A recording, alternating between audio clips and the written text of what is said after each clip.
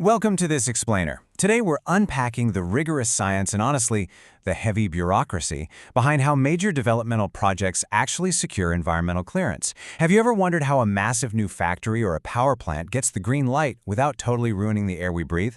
Well, it doesn't happen by accident, and it definitely doesn't happen by guesswork. We're going to look closely at the meticulous field monitoring, the complex mathematical modeling, and the incredibly strict data formatting that keeps our atmosphere protected. So, to set the stage, let's look at the high stakes involved here. The chairman of the Quality Council of India really hit the nail on the head. It's a balancing act. We all want economic development and ease of doing business, right? But we absolutely cannot compromise the vigor of our environmental norms. That constant tension between progress and preservation is exactly why we have such a highly structured process in place. And that brings us to the ultimate tool for balancing that scale. The Environment Impact Assessment, or EIA. Basically, before a single brick is laid down or a foundation is even dug, an EIA has to be conducted. It's this massive, multidisciplinary study designed to make sure development harmonizes with environmental conservation. For our explainer today, we are going to zero in on what is arguably the most critical and complex part of the entire EIA, assessing the impacts on air quality. Here is our roadmap for today. First, the field vanguard. Second, the QMS datasheet. Third, the forecaster. Fourth, predicting the future impact. And finally, prevention and control. All right, let's kick things off with Phase 1, the field vanguard. To really grasp how this works, you have to realize it's a two-part tag team. You've got two distinct experts handling the air we breathe. On one side, you have the AP expert, the air pollution expert. They're your field scientists, out in the dirt, gathering physical evidence to capture the exact current state of the environment. On the other side, you have the AQ expert, the air quality expert. They're the forecasters. They take all that field data, sit behind powerful computers, run the mathematical models, and literally look into the future. Let's focus on our AP expert first. The AP expert's #1 job is establishing the baseline. Think about it. Before the proposed project even exists, what's actually in the air right now? So they're out in the field setting up ambient air quality sampling stations. They're monitoring specific pollutants, things like PM10, PM2.5, sulfur dioxide, and carbon monoxide. They're tracking down existing stack emissions and fugitive dust. Essentially, they're painting a highly detailed, data-driven picture of the physical environment exactly as it stands today. Moving right along to Phase 2, and this is a big one, the QMS datasheet.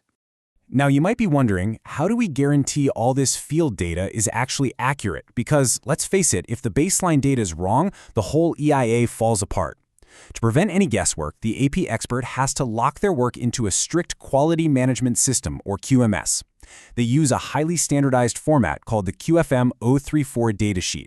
And the rigor here is intense. You can't just take a quick air sample. They have to select a minimum of 8 monitoring locations. They often have to run that monitoring for a staggering 104 days. And every piece of data has to be analyzed by an NABL-accredited or government-recognized lab. It's a completely controlled scientific protocol. But here's the thing. This QMS datasheet isn't just about raw numbers. In Section A, the AP expert actually has to map out sensitive human and cultural receptors. How close is the nearest village? Are there schools or hospitals nearby? What about an ancient archaeological monument downwind? If there is, that might even require a special no-objection certificate from the authorities. I love this part because it beautifully connects cold, hard, technical data directly to human health and our heritage. All of the AP experts' grueling fieldwork eventually boils down to Section F of the QMS datasheet. This is the moment of truth, where they take that raw baseline air quality and put it head-to-head with the National Ambient Air Quality Standards, or NAQAS. Before a single shovel hits the dirt, we need to know, is the air already polluted? Is it currently compliant? This table provides the undeniable, certified proof. Which brings us to Phase 3, the forecaster. Once that pristine baseline is locked in, the QMS datasheet acts like a baton, and it's passed over to our second specialist, the air quality or AQ expert. Their domain is all about the weather and the future. To accurately predict where the new project's pollution will travel, they need highly specific meteorological data. We're talking continuous inputs on wind speed, wind direction, temperature, and atmospheric mixing heights.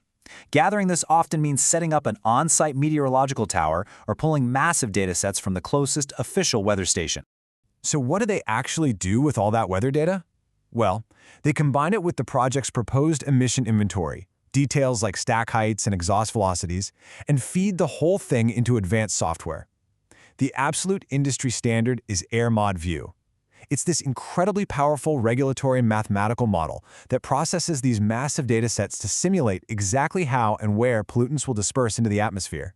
Now for Phase 4, predicting the future impact. Okay, so we've got the baseline, we've got the weather, and we've got the math. Let's see how this actually predicts the project's true environmental cost. When the AQ expert runs that AirMod software, it spits out a literal glimpse into the future. It's not a guess. The model generates the predicted incremental concentration, which tells us exactly how much new pollution the factory is going to add. It creates these precise contour maps, known as isopleths, that visually trace the invisible pollution plume across the landscape, calculating ground-level concentrations even under worst-case weather scenarios. And that brings us to the most crucial point of the whole process, Section H of the QMS datasheet. This is the ultimate equation for environmental clearance. The AQ expert takes the AP expert's baseline data, adds their own ARMOD incremental prediction, and calculates the net predicted total. It's simple math with massive consequences. If that net total goes over the national safe limits, the NAQS, the project is in serious trouble.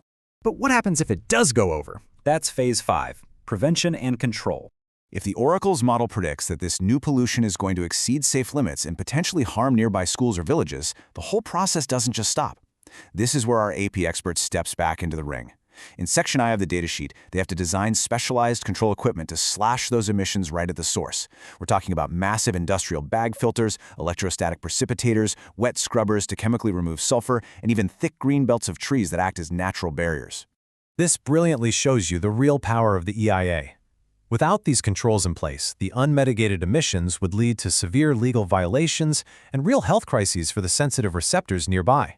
But by mandating the implementation of things like scrubbers and filters, the team can actually go back, factor those highly efficient controls into the mathematical model, and prove that the net predicted concentration will now safely remain compliant. It's a total game changer. Finally, we hit Section K of the QMS datasheet. This section is all about total, uncompromising accountability. It mandates a full audit compliance check. Every single NABL lab report, it has to be attached. The scientific justification for picking those 8 monitoring locations, logged. Even the software license for AirMod has to be proven valid. And any claim about how well those wet scrubbers work has to be backed up by the manufacturer. The entire process is completely locked down and audible. Ultimately, this exhaustive process, the strict QMS datasheets, the 104 days of field monitoring, the complex meteorological dispersion models, it's so much more than just bureaucratic paperwork. It's a meticulous, scientific promise. So I'll leave you with this thought to chew on.